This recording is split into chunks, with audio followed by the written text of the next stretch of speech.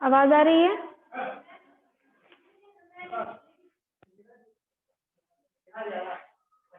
वंशिका आवाज आ रही है आपको? यस मैम आ रही है। चलिए, ग्रामर की बुक है बेटा आपके पास?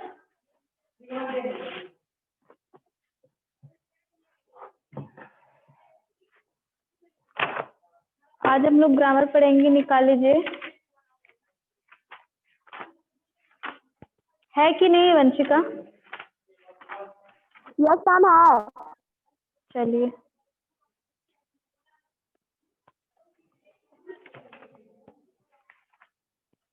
सबसे पहले ग्रामर में हम लोग ये पढ़ चुके हैं, एक बार रिवाइज कर लेते हैं, उसके आगे से फिर पढ़ेंगे। ठीक, सबसे पहला आपका टॉपिक क्या है? आर्टिकल।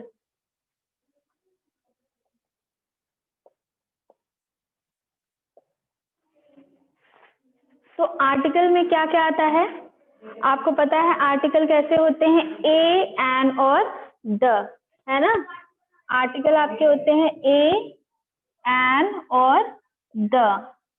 तो ए आपको पता है कॉन्सोनेंट के साथ लगाते हैं, एन हमेशा वोवेल के साथ लगेगा, और द जो होता है वो डेफिनेट आर्टिकल होता है, ये डेफिनेट चीजों के साथ लगेगा। जैसे किसी पर्टिकुलर मॉन्यूमेंट, किसी का नाम हो गया, किसी एनिमल का नाम या किसी थिंग का नाम, प्लेस का नाम, है ना, उसके साथ लगेगी। जैसे द रामायणा, द भगवद गीता या द गंगा, पता है ना, बता चुके हैं इसको। तो ये आपके आर्टिकल्स हैं। उसके बाद नेक्स्ट टॉपिक क्या है आपका?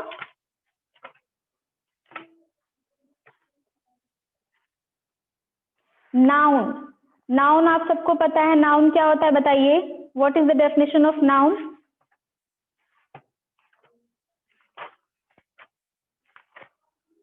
नाउन क्या है? नेमिंग वर्ड्स है ना। नाउन आपके नेमिंग वर्ड्स हैं। किसी भी पर्सन, प्लेस, एनिमल और थिंग का जो नाम होता है उसको क्या कहा जाता है? नाउन कहा जाता है। नाउन्स के कितने टाइप्स होते हैं?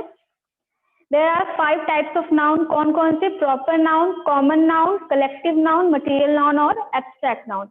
कॉमन नाउन क्या होता है? जिसमें किसी भी एक व्यक्ति का या समूह, किसी का भी नाम लेंगे तो पूरे समूह की बात हो जाएगी। जैसे अगर हमने एनिमल बोल दिया तो वो सारे एनिमल उसमें आ गए, है ना। फिर प्रॉपर नाउन क्या होता है? प्रॉपर नाउन किसी पर्टिकुलर एनिमल, प्लेस, पर्सन या थिंग की बात होगी। अगर किसी एक का नाम लेंगे तो आपको पता चल जाएगा कि किसी एक की बात हो रही है। फिर कलेक्टिव नाउन। कलेक्टिव का मतलब ही होता है कलेक्शन। कलेक्शन यानी कि ग्रुप।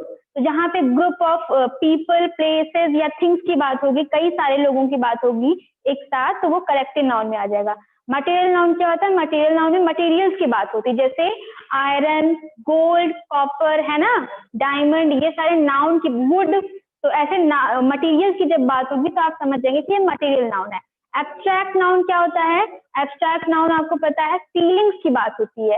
जिस भी वाक्य के अंदर हम फीलिंग्स का नाम लेंगे, जैसे सैडनेस, हैप्पीनेस, है ना, तो ये सब एब्स्ट्रैक्ट नाउन में आ जाता है। अब नाउन के बाद क्या आता है आपका? सारे ये टाइप्स ऑफ नाउन देख लीजिएगा। उसके बाद क्या आते हैं? प्रोनाउन।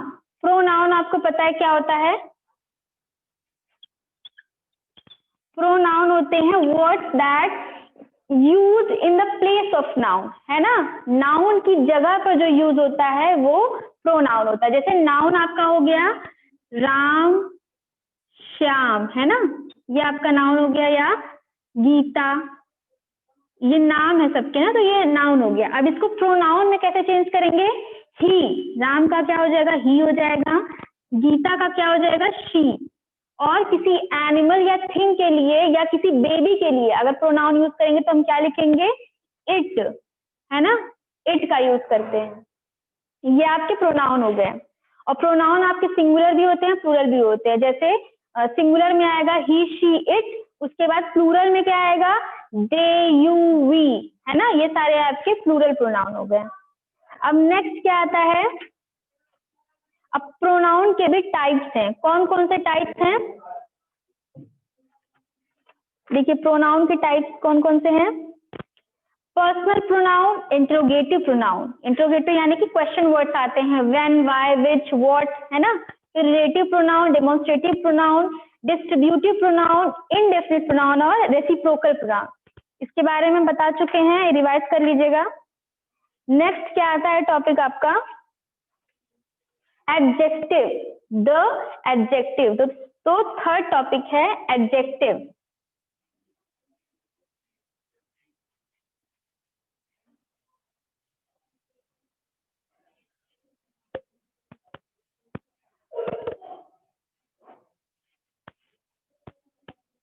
एडजेक्टिव्स क्या होते हैं, क्वालिटी या गुण।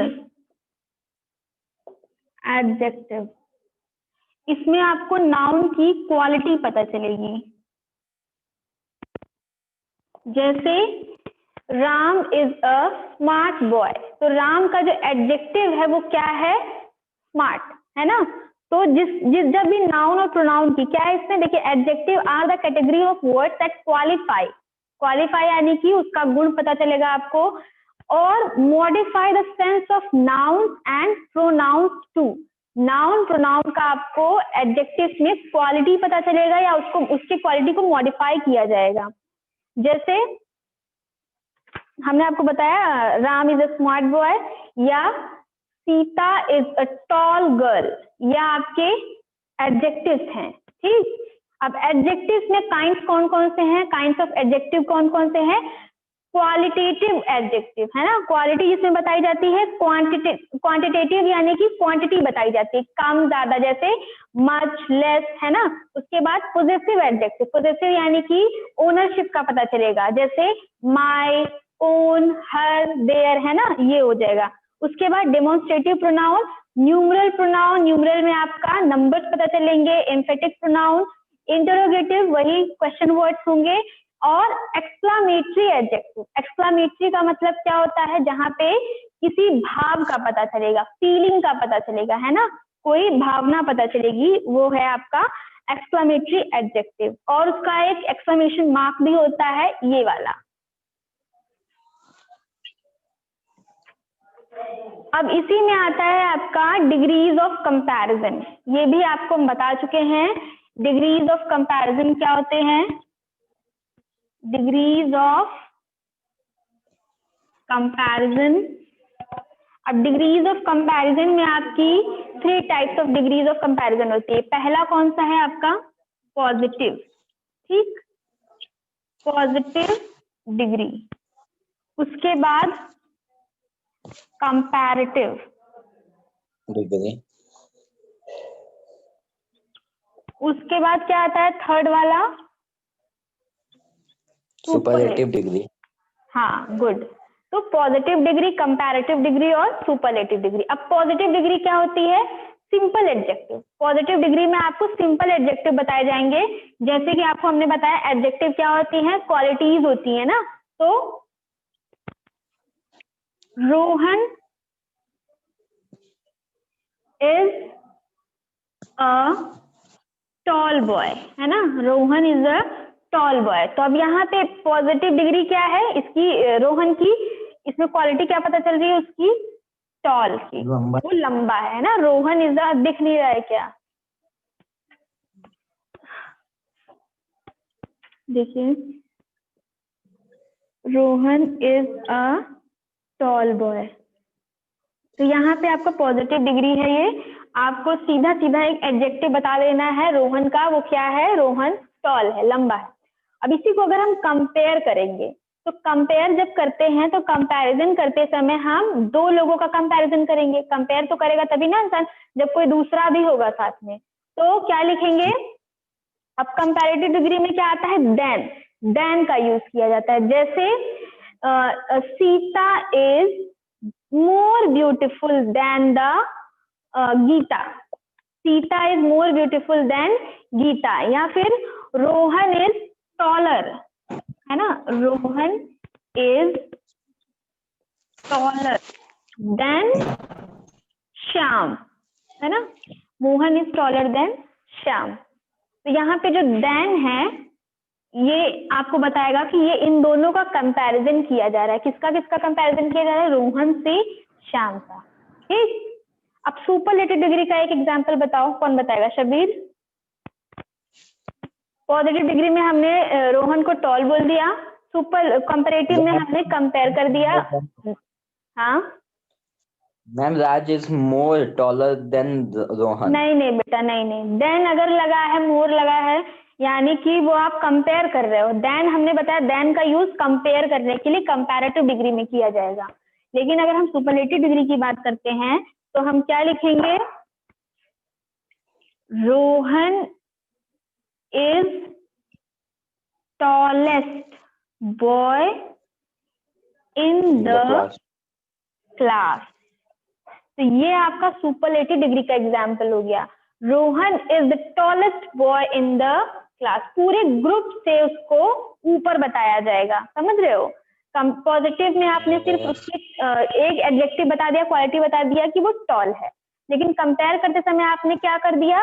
रोहन से सोहन को कंपेयर कर दिया कि Rohan is taller than Shyam. ठीक, उसके बाद आपने सुपरलेटिव डिग्री में पूरे ग्रुप से उसको कंपेयर करके ऊपर कर दिया। क्या कर दिया कि Rohan is tallest boy in the group या इन द क्लास।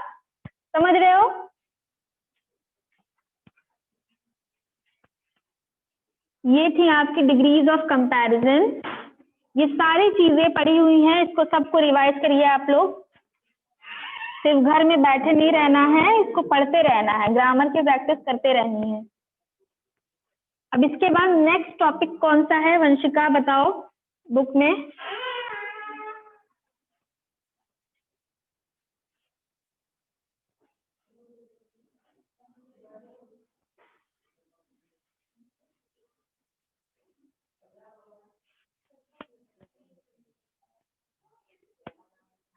क्या टॉपिक है नेक्स्ट डिग्रीज ऑफ कंपैरिजन के बाद? एडवर्ब। इसके बाद आता है एडवर्ब, ये भी हम लोग पढ़ चुके हैं। एडवर्ब क्या है देखते हैं।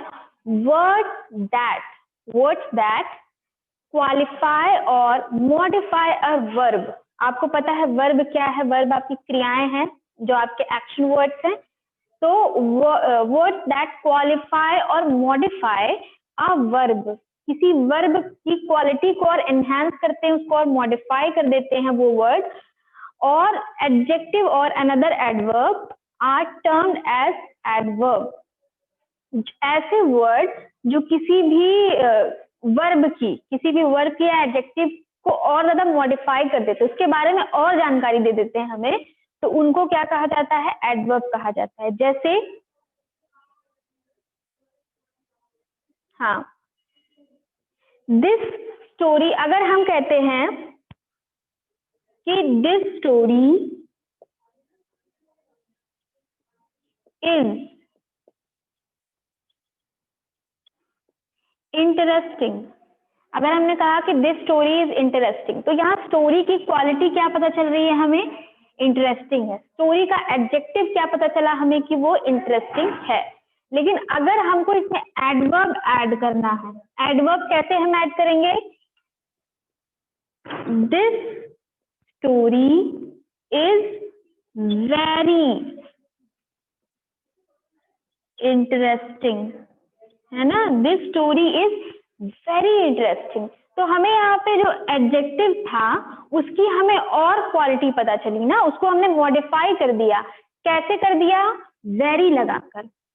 इससे हमें पता चल गया कि बहुत इंटरेस्टिंग है। अभी तक तो हमें सिर्फ क्वालिटी पता थी कि स्टोरी इंटरेस्टिंग है, लेकिन उसके बाद हमने उसमें वेरी लगा के उसको और वेरी एडवर्ब लगा के हमने उसको और ज्यादा मॉडिफाई कर दिया। This story is very interesting. तो ऐसे क्वाइट, वेरी, ऑल ऐसे करके कुछ वर्ड्स अगर हम लगा देते हैं तो ये हमें एडवर्ब कहलाते हैं सारे। अब काइंड्स ऑफ एडवर्ब देख लीजिए क्या है। सिंपल एडवर्ब है पहला, दूसरा है इंट्रोगेटिव, जिसमें इंट्रोगेटिव क्वेश्चन वर्ड्स कुछ रहेंगे, व्हेन, व्हाई, व्हाट। उसके बाद रिलेटिव, ये 3 एडवर्ब है आपके। सिंपल एडवर्ब के अंदर भी आता है adverb of place, adverb of time, adverb of frequency, manner, degree, reason, affirmation या निगेशन। तो ये आपके एडवर्ब्स के भी टाइप हैं। ठीक, इसके बाद आपका टॉपिक आता है द डिटरमाइनर। अब डिटरमाइनर में क्या क्या आते हैं? हमने आपको ये पहले ही बता दिया स्टार्टिंग में ही, डिटरमाइनर क्या होते हैं। बताइए डिटरमाइनर्स क्या है? कौन कौन से टॉपिक्स आते हैं डिटरमाइनर में?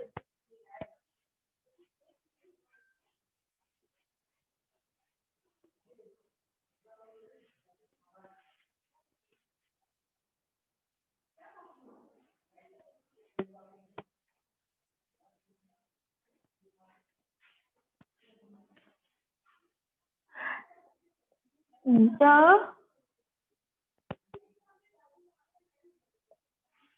डिटरमाइनर। अब द डिटरमाइनर में क्या है?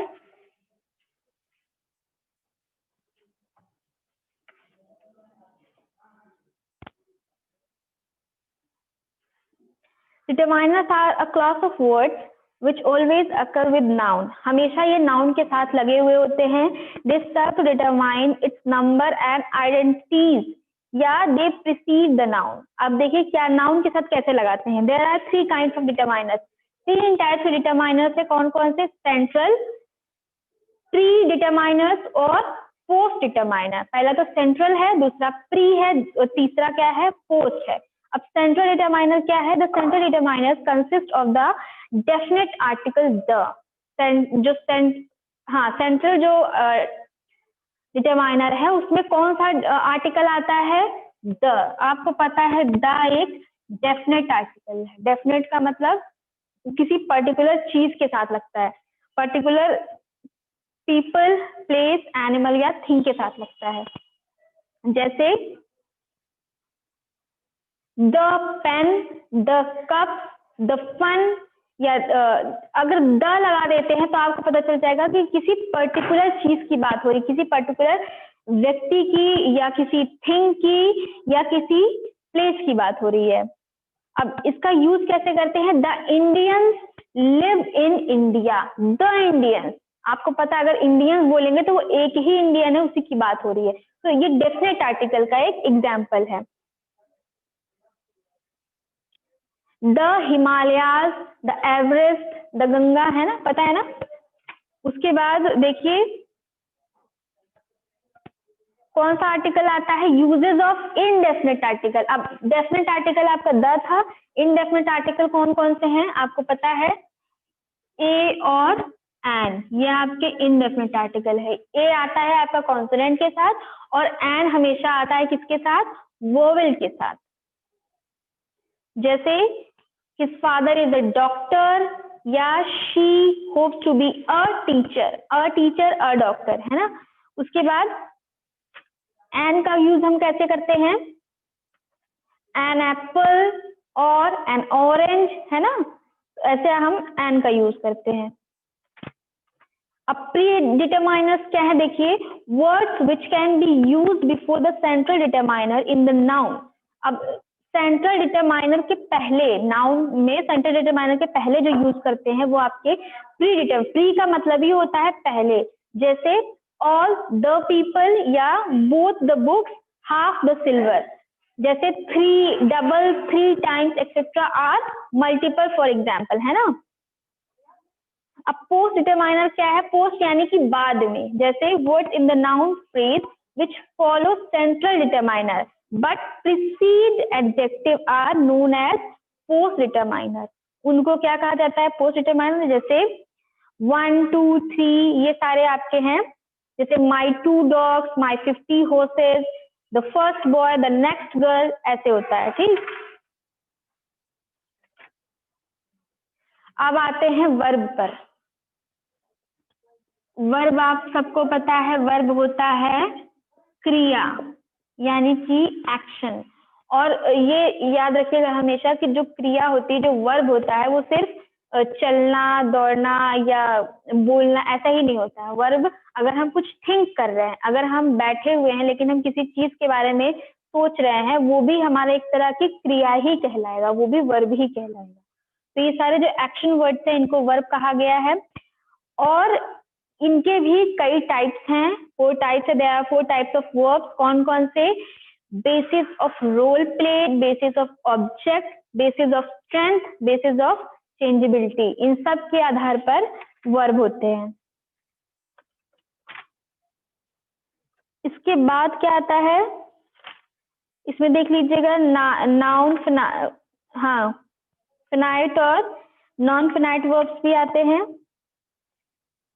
एक चीज देखते हैं हम लोग, जिरेंड। जिरेंड किसको कहते हैं? Gerunds are the ING forms of verb used in the capacity of noun. Gerunds जो होते हैं वो आईएनजी फॉर्म्स ऑफ वर्ब होते हैं जिनको नाउन की कैपेसिटी के लिए यूज करते हैं। जैसे reading is a pleasure for some people. अब देखिए, reading is a pleasure for some people। तो I dislike using other things, ये सारे gerunds आते हैं। I dislike using other things। Teaching is not a child's play, पढ़ाना कोई बच्चों का खेल नहीं। He is never try to of sleeping and can sleep at any time of the day। तो gerunds are ing form of verb। Verb के ing form होते हैं जिनको नाउन की कैपेसिटी बताने के लिए। कैपेसिटी का मतलब क्या होता है? एबिलिटी, कैपेसिटी, क्षमता जो आप यूज करें। यहाँ पे देखिए, reading, using, teaching, sleeping are gerunds as they function as noun in their respective sentences। ये gerunds जो होते हैं वो नाउन की तरह से यूज करते हैं हम लोग। फिर अब आते हैं हम लोग टेंसेस पर। टेंसेस आपको पता है क्या है?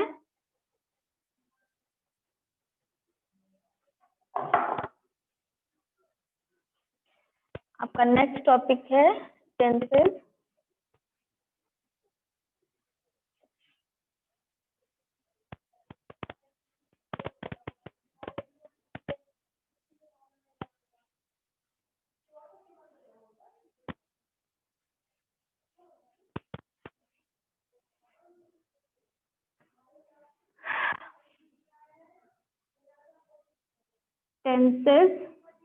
टेंसेस आपके 3 टाइप्स के हैं। पहला है प्रेजेंट, दूसरा है पास्ट, तीसरा है फ्यूचर। ठीक, ये आपके 3 टेंस हैं। और प्रेजेंट टेंस में कौन कौन से टेंस आते हैं? पहला है प्रेजेंट, इंडेफिनिट टेंस। इसमें आपको पता है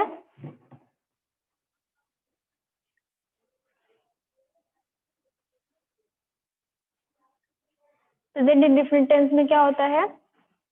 जैसे वह पढ़ता है, वह खाता है, वह जाता है, वह गाता है, तो ही रीड्स, है ना, ही रीड्स। क्योंकि यहाँ पे ये सिंगुलर है। जो सब्जेक्ट अगर सिंगुलर होगा तो वर्ब में आपका एस या ई एस लग जाएगा। लेकिन अगर तुम पढ़ते हो तो क्या हो जाएगा? You read. ठीक, अगर इसी में हम निगेटिव सेंटेंस जोड़ देते हैं कि तुम नहीं पढ़ते हो तो क्या हो जाएगा? यू डू नॉट रीड, है ना।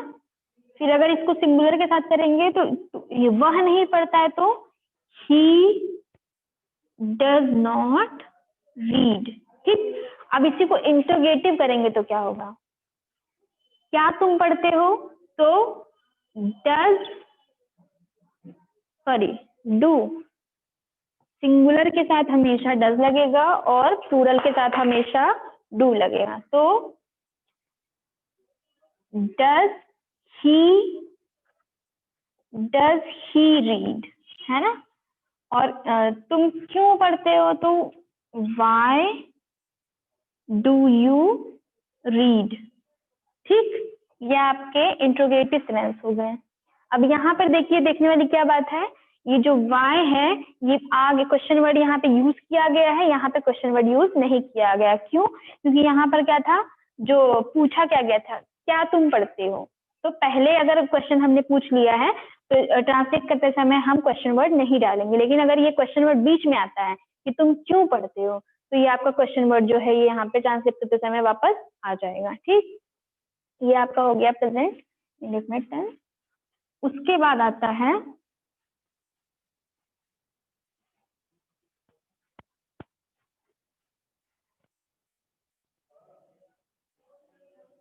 Present continuous. कंटिन्यूस टेंस हम आपको बता चुके हैं, कंटिन्यूस का मतलब होता है कंटिन्यूटी। कंटिन्यूटी का मतलब होता है जारी रहना। जैसे वह पढ़ रहा है तो क्या हो जाएगा, ही इज रीडिंग। ठीक, तुम पढ़ रहे हो तो यू आर रीडिंग। ठीक, यू आर रीडिंग। अब ये देखिए कि यहाँ पे हेल्पिंग वर्ब जो है वो कौन सी लगती है, इज, एम और आर। इज हमेशा सिंगल के साथ, एम हमेशा आई के साथ, आर हमेशा प्लूरल के साथ। ठीक, तो he is reading, you are reading. अगर मैं पढ़ रहा हूं तो आई एम रीडिंग। ठीक, या फिर वह नहीं पढ़ रहा है तो ही इज नॉट रीडिंग, है ना। तुम नहीं पढ़ रहे हो तो यू आर नॉट रीडिंग। अगर इसी को हम इंट्रोगेटिव कर देते हैं कि क्या वह पढ़ रहा है, तो क्या वह पढ़ रहा है का क्या हो जाएगा, इज ही रीडिंग, है ना।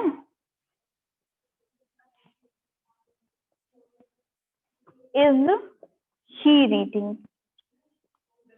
ठीक, क्या तुम पढ़ रहे हो तो प्लूरल के साथ आर लगेगा, आर यू रीडिंग। ठीक, क्वेश्चन वर्ड हो जाएगा।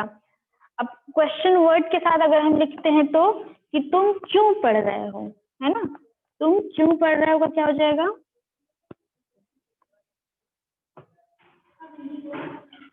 वाई आर यू रीडिंग, है ना। ये आपका हो गया क्वेश्चन वर्ड। अब इनको निगेटिव अगर कर देंगे तो कि तुम क्यों नहीं पढ़ रहे हो, है ना, तो why are you not reading. ठीक, क्वेश्चन वर्ड के साथ निगेटिव सेंटेंस भी हो गया। तो आपका ये प्रेजेंट कंटिन्यूअस टेंस भी यहीं से एंड होता है। नेक्स्ट क्लास में हम लोग पढ़ेंगे प्रेजेंट परफेक्ट टेंस और प्रेजेंट परफेक्ट कंटिन्यूअस। ओके, चलिए, thank you student, bye bye.